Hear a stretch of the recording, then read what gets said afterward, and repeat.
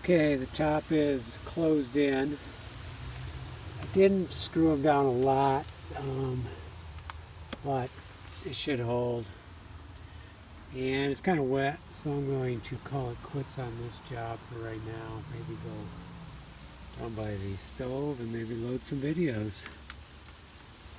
So I still have to do a couple pieces of slate. And then one here, about two over here. Probably, let's see. Well, really only probably two there. No, maybe three.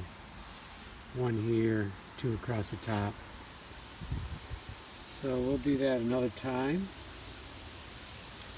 And right now I'm just going to take the slate down that I have up here in case we're going to get a high wind. I don't want these coming down off the roof. And then take this aluminum down. Okay, let's pack it in.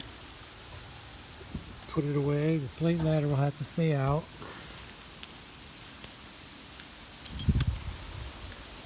And get wet again, but hopefully it dries fast and doesn't have any adverse effects. Okay, let's pick up.